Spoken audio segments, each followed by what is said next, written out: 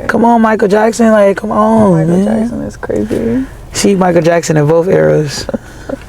she like, what was the people from Who Cloned Tyrone? The people that was on. You remember people that was cooking the chicken? Yeah. With the froze.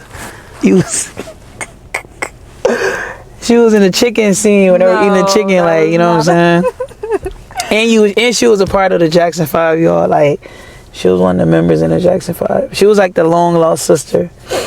No. Oh, my bad. I'm not supposed to tell y'all that. My bad. Okay, can we start it? Yeah, we can start. My first question, right? You think that people can remain friends after a relationship? Yeah, of course. It depends on your maturity level. Okay. Yeah. What about getting into another relationship? You talk about, like, can they be friends if the person gets into another relationship? I mean, I think it depends on how y'all broke up, and it also depends on like how much time was in between. Okay. Like right after. Like if I dated the girl, or like she cheated on me, like I'm not gonna want to be cool with her. You feel me? Like that. Like, I'm gonna forgive her, but it's like I don't want to really be associated with you. Or like, let's say if I'm dating someone and then I'm like, dang, I'm not in the season to be in a relationship. Let's be friends. And then like 2 weeks later, I'm in a relationship. She's gonna look at me like I'm crazy. Like, dang, you just said you wasn't. So it just really depends on the situation. Like, you know.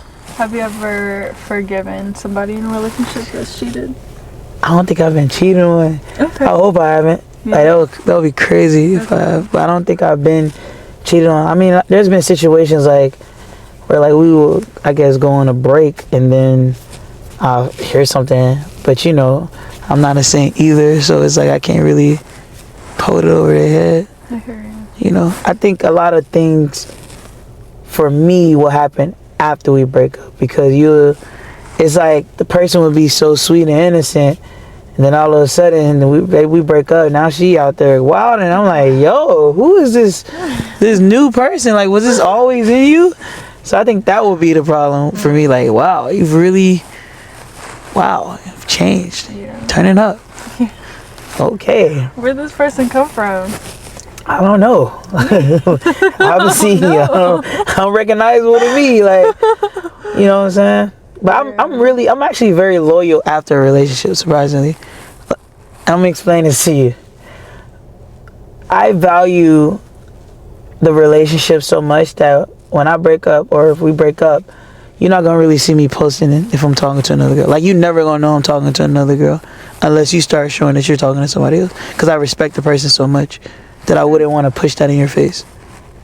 That's good. So like, you would never see me like post somebody unless that person started showing them in a relationship or showing that they're having a guys. Then you start seeing me put a woman out. But if you ain't, it's like a petty kind of back and forth thing, though. Yeah. Not even petty. It's just like I'm just so like loyal and like respectful. Whereas like at one time I loved that person, so why would I hurt that person? You know what I'm saying? Like, why would I put me with another woman all over my social media? That's kind of like a slap in the face, you know? So very, very, I'll wait unless the next person is somebody I'm like madly in love with. Then it's like, I'm sorry, like, this is my future wife, like she gotta be shown. So yeah. What would you say some of your deal breakers are in a relationship? My deal breakers, she gotta be a woman of God. She gotta have a relationship with God. That's number one. So you gotta have a relationship with God. I like a family woman, because I want to have kids one day. So if she's kind of saying like she don't want no kids, and I'm probably not gonna really rock with her like that. How many? I mean, it would be dope to maybe have like 3 or 4. Okay. You know, maybe more if God wants me to multiply. But 3 or 4 right now. Yeah. What about you? I'm like 7. Okay, cool. Wow. Okay. That's what's up. Yeah. 7 kids, that's a lot. Yeah, it takes a village to raise a child, though. Nah, facts. You trying to make a village, so. Yeah, you know. Yeah, they're gonna raise them. Yeah, I see it. But I do feel like I do have that village, though. Like, I have enough people that would really raise my children in the way that I would want them to go. Got you. God. But you know they're gonna all come out of you.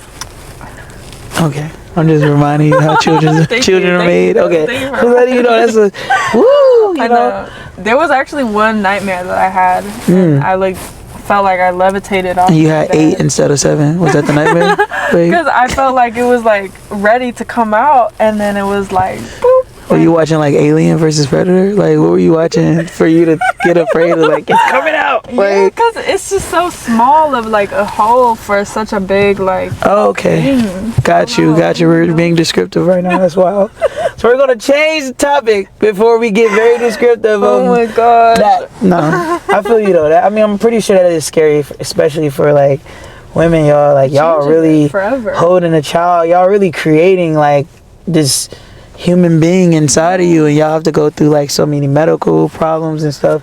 That's why like for me, like when I have my kid, like I'm gonna really be there for like my wife. Like I'm gonna really be there like and make sure like she's straight. Like I wouldn't want her doing too much. Like I want her to really just chill and like heal, take care of the kid, and like, you know what I'm saying, I'll make sure the bills in the house is clean and all that. So and I think that's what the importance of finding the right man to have kids with is. Like so many times like we worry about, you know, the changes that happen within a woman's body and things like that, but finding the right man to, you know, go through that process with you is the key. You need a calm man too, because y'all gonna be going through so many different emotions, and that's why it's important. Like I said, when you're a man and guy, like he really teaches you how to be slow to anger and to have grace and to be calm. So when your wife is wilding out, you're able to be like, baby, it's okay. I'm here for you. And to not take it personal, because it's not towards you, it's just towards the situation, you know? Yeah. But yeah. What do you, well, let me ask you this. How long have you been like in I know you say you did it since you were pretty young and stuff, but was it your family that introduced you? Did you know what life was like before fame? So I don't have nobody in my family that's famous. So I'm the one, I guess, that became the famous one.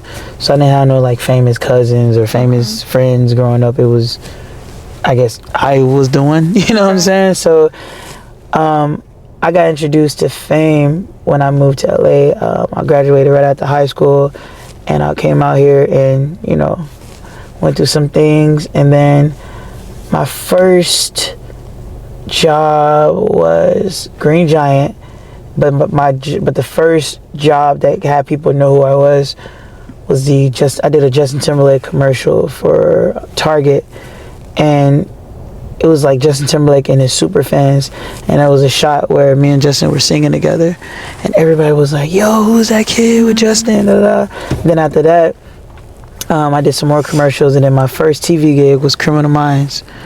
And that scene really had people being like, yo, you the guy from Criminal Minds. Oh my gosh. And just kept building from there, from Criminal Minds to The Soul Man, Nickelodeon. Then my first big movie that I did was Detroit. And Detroit was the one that kind of like put me on the map. It's like, yo, bro, you killed that. You know what I'm saying? Like, that movie was amazing. So that's really how I kind of like, you know, was the start of it, I guess, as far as that for my family of fame. And then ever since then, now it's just, you know, social media, music, and yeah, it's been working out really well. Yeah. So, yeah. What was the dating pool like before and after?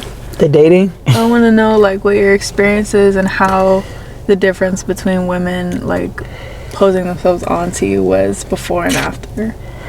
I mean, like, I feel like, you know what I'm saying? Like, I always had women, like, you feel me, like, rocking with me. But I think in the beginning, I feel like when you're not healed and you don't love yourself, you attract people that's not healed and they don't love themselves. So I think I was attracting a lot of people that weren't healed. And like the environments you were in? Yeah, like the energy. So I feel like it was a lot of, like, you know, little arguments, like toxic energies from both sides. And I would say, you know, I was kind of looking for love because I didn't fully love myself, and I was looking to like just feel wanted by someone, because, you know, coming out here, like, you know, we was couch hopping, sleeping on air mattresses, sleeping on floors. My mom was in a homeless hotel. I was sleeping on my boy's clothes at his apartment. So like I was just like, the grind was real. Like I was on TV but not having money. Still taking trains, mom getting in her car, you know what I'm saying, taking away, like taking trains and buses. So in my head it's like, dang, I just need some type of outlet, you know what I'm saying? Like someone. And it's like I said, hurt people meet hurt people, and then you just become toxic, and it's not good. It's just terrible.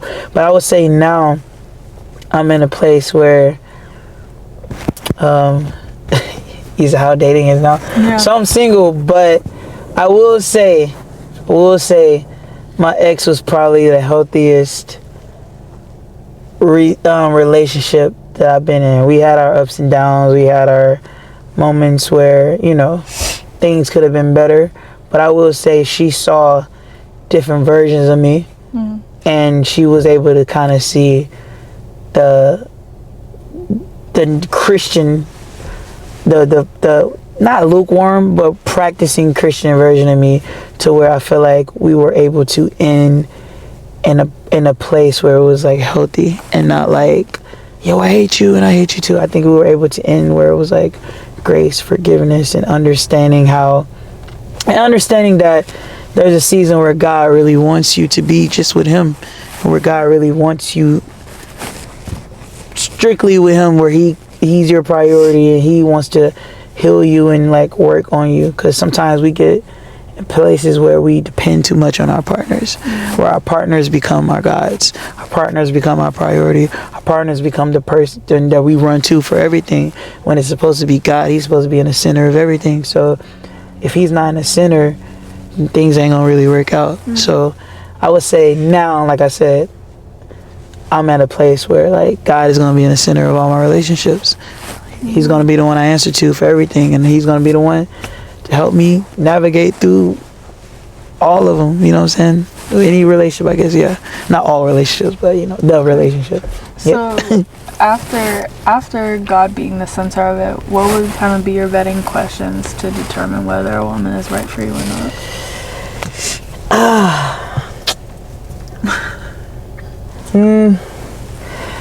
I mean, before it gets to questions, I watch you. I watch how you move. I watch how you speak. You know what I'm saying? I observe you, your energy. I feel like when you have the Holy Spirit on your side, you can't hide nothing from me. So I can really like 100%. look Something's at you. Gonna tell you. Smell it in the air. Yeah, Have facts. a dream, something. So if I feel the energy is right, then I might just like ask you like, yo, where do you see yourself in 5 years? Like, how's you and your family? What do you do during the day? You know what I'm saying? Like different things like that. So I don't know. I feel like it's hard to just ask a certain like question list, because for different people you want different things. That's true. So I don't really know. Like it really depends on the person, you know, and how I'm feeling in the moment, you know. Okay. So yeah. Have you ever written a song about a woman? Of course. Okay. Of course. Okay. I got a lot of songs about people for sure. Do they know it's for them? I think a lot of them know, yeah. Okay. I think a lot of them know. Yeah, I got a lot of songs, yeah. It probably felt really special. Yeah, no, facts. Yeah. Like, I've been through some stuff. Got a lot of, yeah. Do you have kids? Nah. Okay. No kids for me, no. I want kids, but yeah, no kids. Okay. No kids for me, yeah. Do you have like a specific gender that you're looking to raise more? To raise more? Not really, just a boy or a girl, really. Both. Yeah, I'm cool. Yeah. Okay. Yeah. What do you think the industry has changed where most of the music is about like lust and not love? Like where's the fault in that, do you think, being in the industry, the music industry at that especially?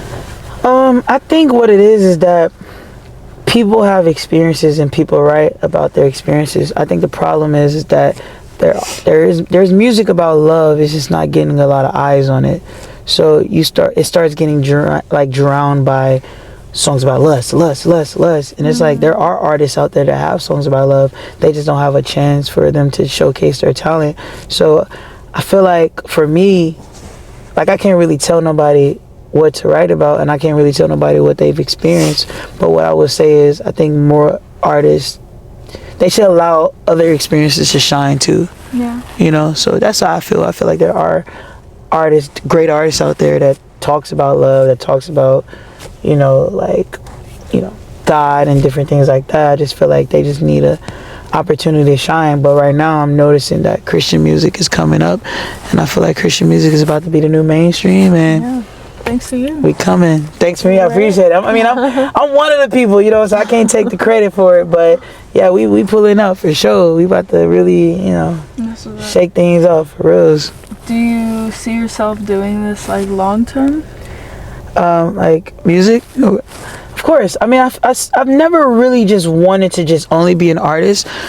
I've always wanted to be in a position where I can go shoot a movie, or I can go do a speaking engagement where I can talk about mental health and be suicide prevention advocate, or I can go over here and, like, I don't know, write a book or go do tours. So I've always wanted to be in a position where I can do multiple things. So I guess it's more of like a media mogul, like a Kevin Hart, like a Nick Cannon, a Will Smith, where you're open, you have freedom to do really whatever you want instead of to just be locked on just one thing. So I think I'm gonna always do music because music is in me, and that music is how I speak and how I paint, you know, what's in me. So yeah, I'm always do music for sure, but not the only thing.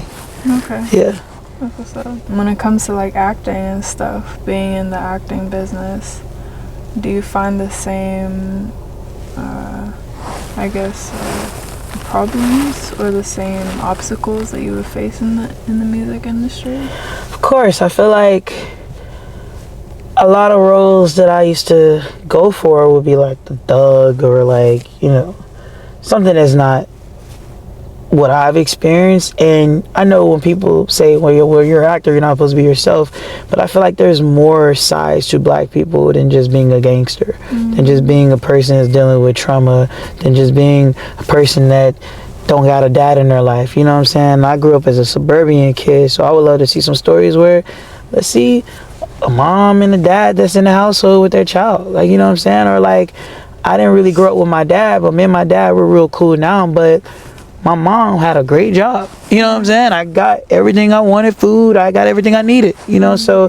I think it needs to show more of that than just single mom struggling, the kid ends up in jail and he's going to prison. Like, no, I was raised by a strong, beautiful black woman that took care of me, that helped me, you know what I'm saying, taught me great morals, great principles, taught me how to treat women, how to treat people, taught me how to sing, and rooted for me and got me into the position where I was able to buy her a house that was $1 million, you know what I'm saying, to be able to buy her car, my car, and to take care of her. So I feel like, yeah, so and that's a single mom that believed in me. I remember when I was in high school, I used to be sad because I didn't get like a particular like acting musical role, and you know, solos and choir, and she used to tell me like, bro, don't worry about that, because you're gonna be in LA and you're gonna be singing on the stage and you're gonna be doing movies. And she spoke that in my life, to where everything my mom said and everything that she spoke over my life came to pass. Like, it's happening right now. So my point is, there's other layers when it comes to us. And your mom has a beautiful voice as well. Oh, she's fire, right? Yeah, she is. She's tough. So I heard just to show like, more layers. when you guys were singing together, I was like, oh my gosh, like, it's just runs in the family. Nah, she's tough, for reals. So yeah, just showing, like I said, just showing more things, man. Like, everything is so just, you know, and I know, you know, we've been through a lot, like, feel me, like, we've been through a lot, but it's just like showing more little, you know, creative ways of showcasing us and giving us opportunities too, because I feel like I hear sometimes in the business that a lot of ideas get thrown away, or they don't get a lot of budgets, you know. So I like to say, if I'm like, okay, I wrote this show, sometimes I hear that certain shows don't get picked up because they're like, well, it's not gonna do well because of this show. And it's like, you know, but I also feel like we gotta keep creating our own things, because when you create your own things, you control it and you get to put what you want in it.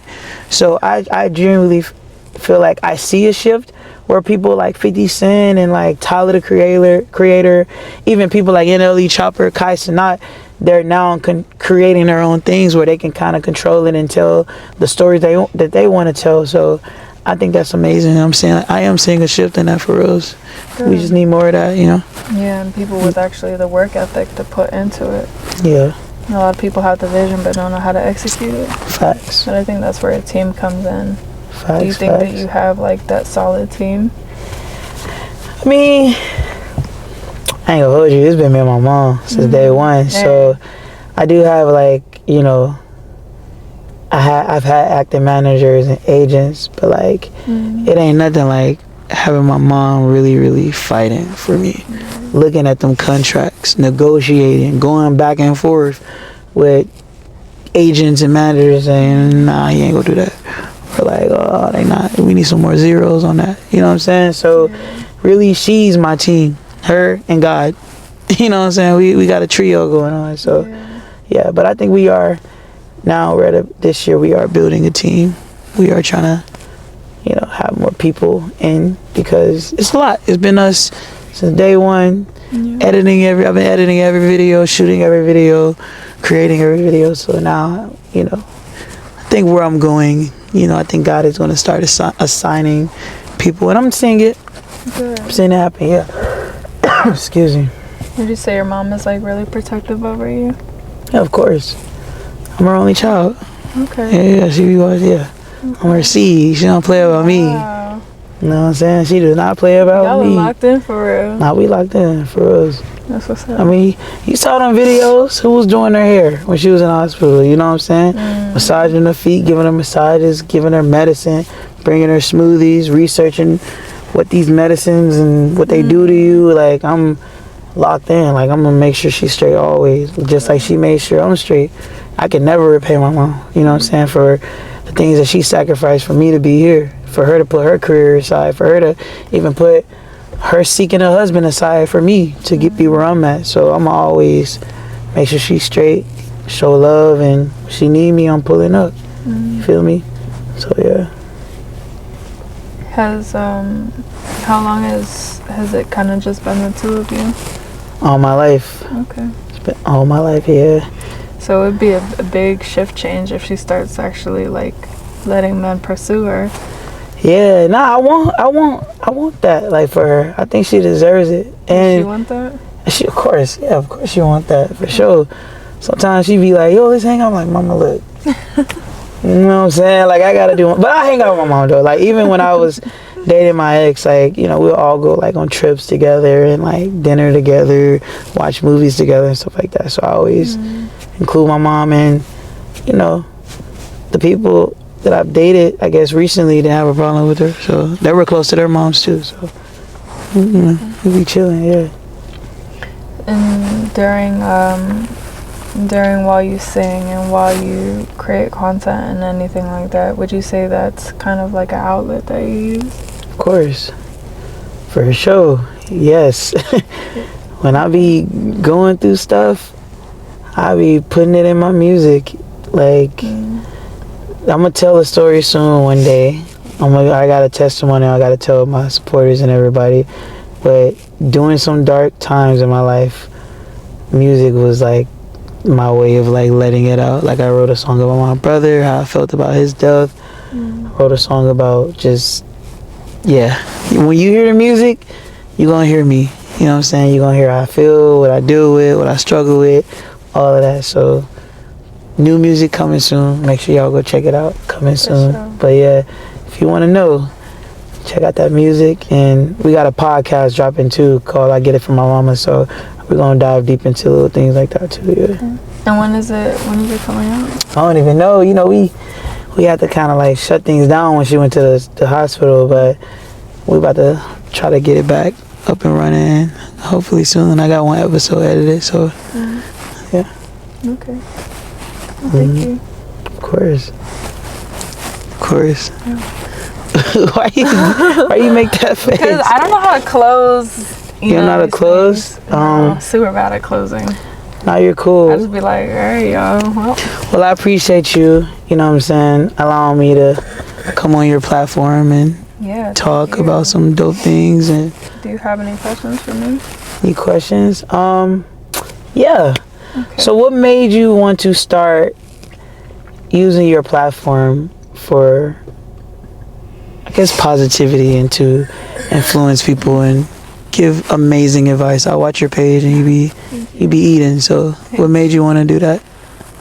I feel like too many times these influencers that call themselves influencers are really the ones being influenced. And I feel like too many times a lot of the content creators have a platform, they have a voice, they have so many people that they can reach, but they use it for the wrong reasons. And I don't want to be one of those people that just post things just to get likes or engagement or even money for a fact. Yes, all of those things help, but what is the quote when, like, what is the world when you lose your soul?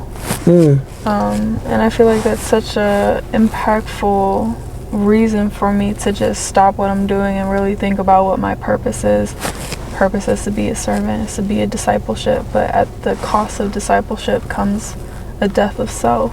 It comes at a cost of, you know, you have to put your pride aside, you have to put some of the things that you idolize, kind of what, you know, you were talking about earlier, and you really have to focus your shift your focus on God and what His will is for you. And I think that because I've started this podcast and all of these things, I always want to make sure that people always know that all of what I have is not from my own doing, but from God's. That's dope. Yeah. I like that. It's like it's like you're saying, when you watch my content, I want you to leave there with something that's going to change your life, that you can apply to yourself to make you better. Yeah. So it's like you say, you're serving people. Yeah. You're basically being a doctor. Man. That's sick. This is so okay, Dr. Safa. What's your relationship with your parents? Like, how did they play a part in your life? So I was pretty close with my mom when I was younger. However, the government was intruding, like a lot of it does, like pretty regularly. And I have foreign parents. I'm gonna get that out the way. You know, an Asian father and an African mother. So I got the double whoopings. That's crazy. But in the process of that, you know, I feel like I had to step out of my household involuntarily, and I was on my own for a while. And since about 14, 15, I was by myself. I didn't have parental guidance, and I didn't have direction, I guess, from my parents, because I was in a place of figuring out whether I wanted to forgive and forget, or even to hold resentment toward them, or to just forgive. But I realized soon after the whatever happened, that I cannot build the proper family that I want if I can't fix the family that I have. So as soon as everything died down, I reached out to them and I was like, you know, I would really like to build something, you know, even if it wasn't there in the first place. Let's start from scratch. But you have to start somewhere, you know? Yeah. So many people have resentment toward their parents and stuff like that, but they don't realize that parents are just kids having kids.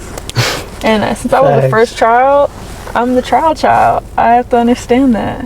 Yeah. And people don't understand, like, I was watching this Eddie Murphy movie, and he was saying that just as long as I was your parent was as long as you were my kid. So I don't know if I said that the right way, but it's like the amount of time for me being your parent was the amount of time that you were being my child. Yeah. So we both were like figuring this out. And I think that's so deep, because we sometimes put our parents on pedestals where it's like, you're supposed to know what you're doing. You're supposed to do everything right. You can't do no wrong. Where, like you said, it's like it's children having kids, where it's like, dang, I don't know what I'm doing either. We're kids. We're like, I don't know what I'm doing either. Somebody, what are we doing? So that's dope. It's like you have grace for them, and you're willing to reconnect and, you know, forgive. And I think that takes a lot of maturity and spiritual growth, and I respect it for sure. Yeah, for sure. So, and I think part of that is just understanding, like, you know, we can't expect God to forgive us so many times if we don't forgive other people. Facts, no matter facts. how wrong they do us. Facts. Like, no matter how they have you in the cold, like freezing, sneezing, coughing, like, crying. Like, crying, you know what I'm saying? Booty hurting, sitting on lamps and lights and stuff. Bird poop, you know what I'm saying? You gotta forgive, you know, you gotta have grace, you gotta move on, you know what I'm saying? Turn the other cheek. You feel me? So the other cheek gonna be cold. You feel me? Cold, metal cold. Nah, I'm kidding. But nah, that's dope. I'm trying to think of the questions you asked me. I mean, what are some of the questions you ask when you know what I'm saying, when you looking for a guy? Like, okay. What you be asking? Like, how much money you got? Like, oh my God. No, I'm kidding. I'm kidding. No, the first question is always a relationship with God, but I tend to do that when I ask myself that in the process of observing them, kind of like what you said. Like, I want to see what you do when you first get your meal. Are you going to pray over it? Or are you going to, like, just munch? Dear Heavenly Father, in your Son Jesus' name. Or, like... Dang, you be judging him. Sometimes I ain't gonna hold you. And I'll be, like, waiting to take the first bite. I ain't gonna hold you. There's been times where I'll eat, and I'll be like, I know God, I already ate it, but just make sure it just heals my organs and my cells and my bones. Like, I was just hungry, you know what I'm saying? Yeah. And so you want them to, like, pray right before it? Yeah. Every time. Sometimes people be slipping up, though. Like, you see a roll, and you be like, look. And I'll be like, You know what I'm saying? Dang. Well, you heard, guys. Y'all got to pray over y'all food. Don't slip up. The date is over with. Yeah. Make sure you don't take that first bite. You know what I'm saying? So, but I do always offer to, you know, open with a word of prayer and things like that. Just that's to tough. make sure, you know, they know where I stand as well in my religion. Now, some of the other questions that I ask, honestly, I want to talk to who they're surrounded with. I think. Okay, like their friends? Yeah, friends, family, people who are in their close circles. Okay. Or people that they choose to be around with. Whose company do you enjoy? Like the first date? Like how do you I feel like I'm like a very like, you know, like when you go on the first date, you be like, yo, call your cousin right now. Call your cousin. I need to talk to cousin Leroy. Hey, cousin Leroy, what happened when y'all were 5? Like I need to know what's going on. Like, did he really steal that candy? I feel like you got answers. That's crazy. She want to meet the mom the day that she meets you. I need to talk to your mama, your best friend, your ex, everybody. Matter of fact, it? all of your exes. Like, Man, that's tough. Nah, I feel you. Yeah. Okay. But I'm also very intentional when it comes to dating. Okay. Like I'm like, so how you feeling about this date? You know. You would say that in the beginning? No. I won't say that, but I'm gonna definitely think. I'll be like, how are you feeling throughout his half the meal? It's gone. I'll be like, so we gonna do this or not? Like, you know? In the beginning, like the first date. No, I feel you. I respect it. But I feel like that goes to show, like, also, you truly want to be in a relationship with someone when you have a certain feeling that you don't feel with other people. That sense of peace, that sense of like comfortability, someone who you feel like you can be best friends with in a way, go to war with in many ways. Like those things and feelings that are indescribable are what makes that unbreakable relationship. But not in the beginning, right? You feel all that in the beginning, instantly? No, but it takes. Because it takes time to build up. Yeah. It takes time. Yeah, but it's also like, I feel like you get a sense though. That's why some people get married so early sometimes. Yeah, but sometimes like, okay, for me, ain't really like, I ain't gonna hold you. Like I said, there was one particular person where like when I first met them, they had this purity, this energy about them, but I was so distracted by the darkness that I was dealing with that I couldn't really accept it, you know what I'm saying, until later, after a lot of BS and stupid stuff, then you're like, dang, okay, cool. I see what this is. Like, this is something that's worth more than anything. Like, this is a valuable person. Like, let me stop being stupid. You know what I'm saying? And then it becomes like, okay, I actually love this person, not because of how this person makes me feel, because of how, like, they smile, or like I love that they're so driven, or like I love when they're happy. You know what I'm saying? Like that's when you get to a place where it's like, it's not selfish. Like, oh, I love her because she massages my feet, or I love her because she is there when I need someone to speak to. It's like, dang, I love this person because I love it when they're happy. I love their spirit. I love that. But it takes time. Yeah. Like, I know for me, it took time. I won't say now. I think now I'm at a place where I can now be like, oh, wow, I feel peace. I'm happy. But I think in the beginning, people that's not as strong as we are with our relationship, I feel like for them it takes time. And then even when they do feel it, people get scared because they're like, okay, this is too good to be true. What if you take advantage of my vulnerability? What if you take advantage of my weaknesses? Like, I got to see if I can trust you, because, you know, these people out here are wild. Wow. You know what I'm saying? These people with these froze be wilding, man. So you gotta really like. I know them braids. You know, them cornrows, man. We call them prison rows back in my. Prison rows is crazy. That's wild. Oh no. Nah, but like it takes time. But that's interesting though. So you can feel it when you first meet a guy. Like if you can fight for him. Maybe not the first date, but there is certain conversations that's like, this person actually is intellectual and interested.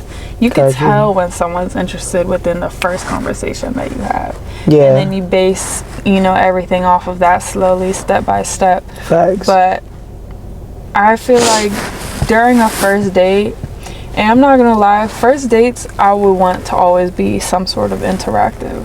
I want to see how you move. I don't want to just eat, because when I eat, I'm not gonna talk to you. I'm just gonna eat, So what's like an ideal, like, first date? Like, what would you want to do? It's up to the man to be creative. Okay, got you. If I were to be a man in the presence of me, I would just be like, maybe a picnic. Okay. A picnic by the park when it's. But how's it interactive if y'all just eating? Talk. No, y'all just eating. Picnic, you could. So you want to eat but outside, basically. You could paint. You could read. You could do so many things. But you could sit there. You don't have to be like, in a restaurant. The waiter is not like waiting for you to order, take the check, and then all right, next, like. Got you. Yeah, things like that. I want to be in your presence and have my time with you. Got you. I respect it. I feel it. Yeah. And it doesn't even have to cost money. We could be going on a hike. I feel like that could be a date too. Yeah, facts. Yeah. Facts. Not as dope.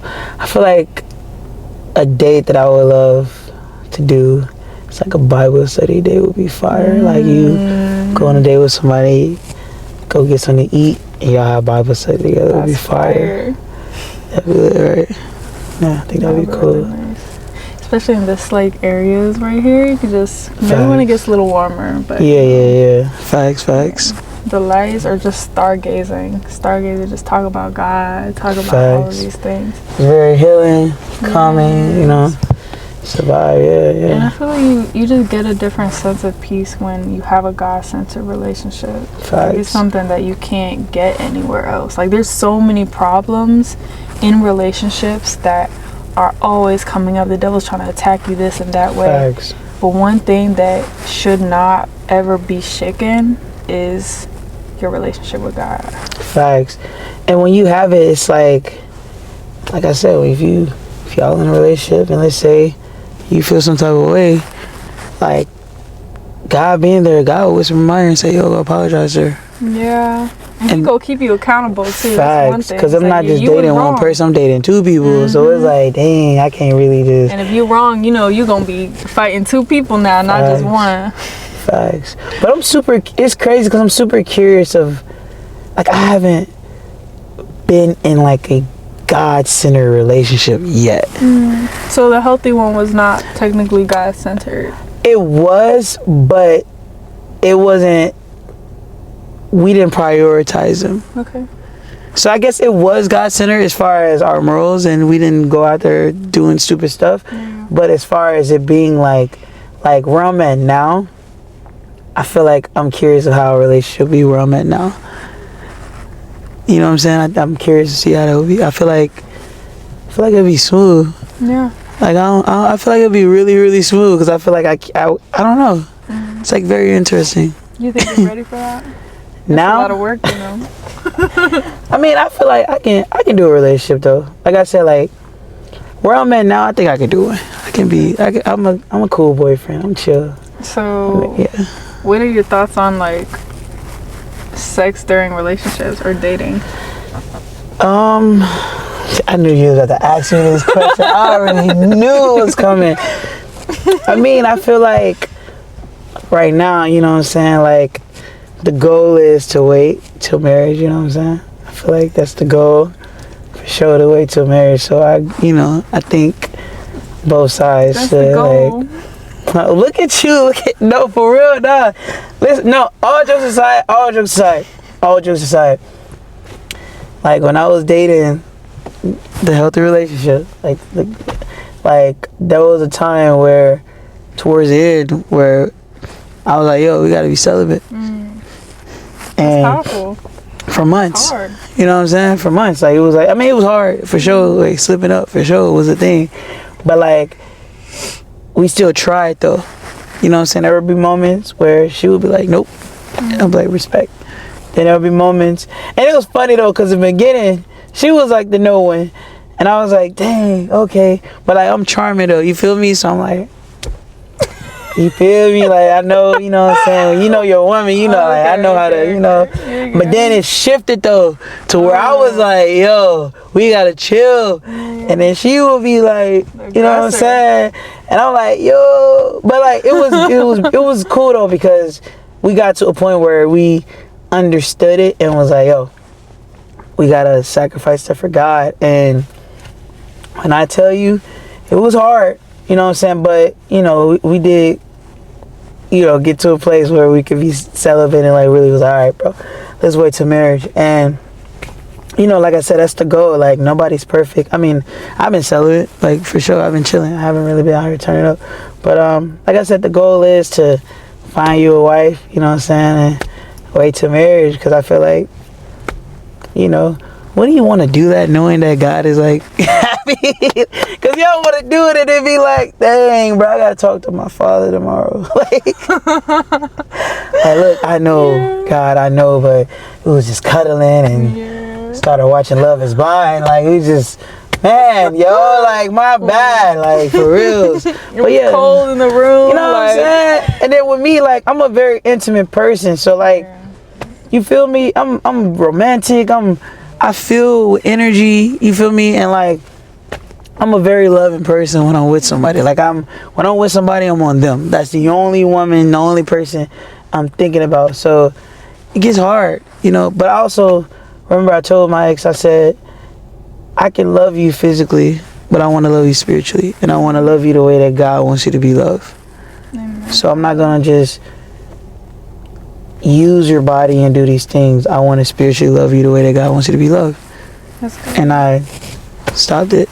So that's why I feel like ideally, I think that's the goal for everybody, is to just kind of wait until marriage. But you know, like I said, people are gonna slip up and people are gonna fall, but you just gotta keep getting back up and keep trying. You know, even if it lasts for a week, that's, you know, that's good. If it lasts for 2 weeks, then it goes from being 2 weeks to a month, then it goes from being a month to 2 months.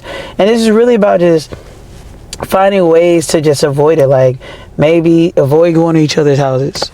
You know what I'm saying? Maybe drive in separate cars when you gotta go to the movies, or avoid, you know, if you do go to the crib, maybe try to make sure your mom is there, or your brother or cousin or somebody just is around, so you don't, you know, be put in a position. Yeah, so you gotta really make sure. And my best friend, her and her husband did it. They waited till marriage. Oh, wow. And they've been married for 5 years. So they waited, and they were giving, you know, me some tips. And I'm like, look. They said it's worth it? Huh? They said it's worth it? They said it was? Mm-hmm. I mean, yeah, they, you know what I'm saying? They waited for sure. I didn't wait. You know what I'm saying? But they waited for sure. Yeah. In those times, do you think that... Are you ever scared that there's lack of physical, compatibility? What do you mean? Like, I hear a lot of times the thing that people most likely say is, what if we don't, well, what if our bodies are not compatible? And Oh, I'm lit. I don't know about the other person. Like, I'm good. Like, Nathan, please. No, I'm saying, like, for me, like, whoever I get married to is gonna be they gonna be great. Gonna be You know what I'm saying? They gonna be straight. I've never had no complaints ever in my life. So like I know I'm good. You know what I'm saying? So it's really like what y'all bringing to the table when that moment happened. But I know I'm gonna deliver for sure. So trust God. you know what I'm saying? Like I gotta trust God for me. Multiply. Yeah, I'm chilling. You feel me? You know what I'm saying? Like for sure. But you know when that wedding bells ring. It's over. Pull the wedding dress up. Oh wow, she lit. But yeah, you know what I'm saying. But like I said, like but I also think like that is an interesting question for sure. Cause you don't really know. Yeah. But like, God is greater than our worries, you know. Yeah, but I also feel like I hear people say when like you're really in love with that person, like you know. Everything just kind of works out.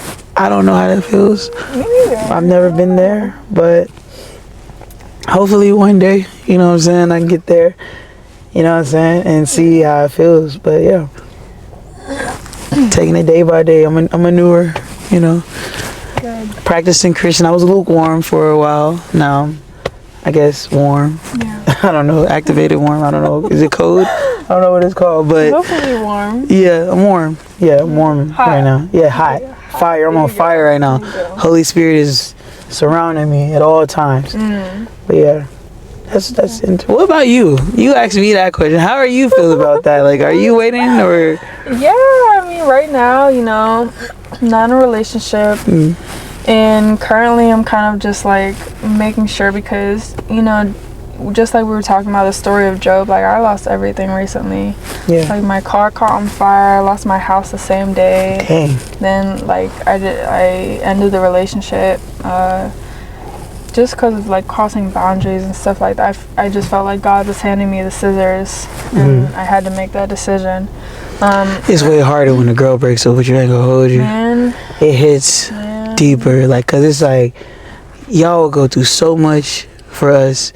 And when you finally get to that breakup point where you're like, I'm done, it's like, oh, Lord. Because it's like, geez, man. Like, when a woman is like, I'm done and she fed up, what? Like, she is like, Like, it's like y'all been thinking about that for a while. Like, sometimes we can be stupid. Like, we can be like, we're done. Oh my God, I miss you. Like, I love you. Like, we're not actually showing done. up Like, at the doorstep of everything. You know what I'm saying? Boom boxes and all that. When y'all are done, like when a woman is done, checked out. Y'all are done. Like, dude you gotta smell the transformation for you to want him back. Cause if he show any signs of old ways, But I do think that the best closure is knowing you tried your best. Yeah. But yeah, just like all of those things, then my mom started, you know, seizing and stuff like that with no diagnosis. No doctors could not figure it out. Everything happened within like 72 hours, and I was kind of just like, I don't know what is going on right now. Yeah, it can't all be a coincidence. Just like, you know, this just all happening. Wow. Yeah. So crazy. I think that during that time till this day, I've kind of just been making sure that I actually engulf myself in that pain to just know and feel, you know, that fire underneath me. Hey, you can keep going. God's not going to give you more than you can handle. Things like that is really comforting when instead of going to worldly things, you know, I'm sober, I don't drink anymore, I don't smoke. Well, I never really drank, but I don't, you know, do any of these things. I don't go to substances, and I don't use people. You know, when you start engulfing yourself in the pain and start directing your emotion towards the Bible, towards God, and towards prayer, just letting those emotions flow, but in a positive manner, you really have a sense of peace, where it's like, I'm healing the right way, and when I get to that point of being like healed, I cannot go back. Yeah. And I think that that's the most important part, because it's freeing. Yeah. It is freeing once you actually get to that point of turning those tests into testimonies. I like that. Turn them tests into testimonies. Yeah. I like that. Okay, look at her. That's fire. And I like that. It's crazy. We actually have similar stories with, like you said, with your house and your car. Like, my car didn't catch on fire, but I understand it as far as like losing things and then sickness coming upon a parent. You're like, where did this come from? So I get that. But I will say to you, the season that you're in is not going to last that long. And this is God's way of testing your faith. And like I said, when I was going through my situation, I couldn't depend on nobody but God. Like, literally, I had to go to Him for everything. So I think you're on the right track. You're seeking Him, you're going to Him, and you're trusting in Him, and you're leaning on Him. And just like He came through and blessed Job and returned everything, He's going to do the same for you. And you're going to be like, what happened to me last month? I don't even care. I'm good. So I will say, just as a person that went through something like that, similar to that, like, He is going to come through and restore things. And I'm going to praise in advance for you already. You know what I'm saying? Clap my hands for the new whip and the new car and the financial blessings. You know what I'm saying? Your mom is going to walk out the hospital healed. You know what I'm saying? Her body's going to be brand new like a new Mercedes. The Holy Spirit is going to be inside of her, blowing her up like an air balloon, and she's going to be protected, and peace and blessings are going to fall over you and your family life and your bloodlines for 50,000 years. So I'm already putting that in the energy. No, I'm saying 50,000 years. So for you and everybody else after you, it's going to always be there for 50,000 years. So I'm just praying that over your life, and healing and peace and love all over you guys. So I'm super excited for what He has planned for you. And I think you're going to really be like, yo, Nathan, guess what? yo, he really slid. So, for real, so just keep going. Stress and test you till He bless you. Facts. And he gonna make sure you straight. I promise you, man. He gonna keep you good. Sometimes it might not seem like it when you're going through it, but when you walk through that victory, It's gonna be worth it. It's worth it. And like I said, I got some testimonies like we can talk about. I'm gonna say it to online soon, but he turns things around. Yeah. And I told you earlier, the enemy only attacks things that God is about to elevate. So if He's attacking your body, He's about to make you brand new. If He's attacking your family, He's about to bring y'all together. If He's attacking your relationships, if He's attacking all those things, He's about to literally strengthen those things. So just remember that the enemy is only intimidated by things that are blessed by God. And he's just trying to throw you off. But God is waiting. See, like, what's she gonna do? Is she gonna just give up, or she gonna run to me? Oh, she ran to me. Okay, bet. You good. So just keep running to Him, and just remember you're alive. You know what I'm saying? You in LA. You eating every day. You feel me? Your hair fluffy. You lit. You know. So just keep trusting in Him, and you gonna be good for real. Thank you. Yeah. Thank you. Heavy on the fluffy part. Nah, facts. You know what I'm saying? Some people don't got fluff. I know. You know. So you blessed to have fluff. Some people just cornrows. Facts. You know what I'm saying? Beautiful cornrows. You know No, they are. I was just about to say, they actually really clean. Come on, stop playing with me. Okay. I got it for your interview. I got my hair done for your interview. Yeah. You should have let me cut your hair. You wanted to cut my hair? Oh, wow. You know I'm a barber, right? Huh, yeah, I know of your barbering skills. Oh, pretty good. For real? I've been cutting hair for like 4 years now. Got you. Maybe 5 years. Just pray about it. You know what I'm saying? And like, I feel like things happen in His will and in timing, in God's timing. You know. They meant pray about the cutting hair. No, don't pray about my haircut. Like, you cutting my hair one day. Just pray about it. Yeah. Okay. Throw it in one day. Throw it out there. You know. I hear the spirit tell me, hey, let's if I mess up and cut your hair, then, you know, I'll for sure let you do it. Okay. Yeah. Okay, thank you. Of course, thank you. For sure. All right.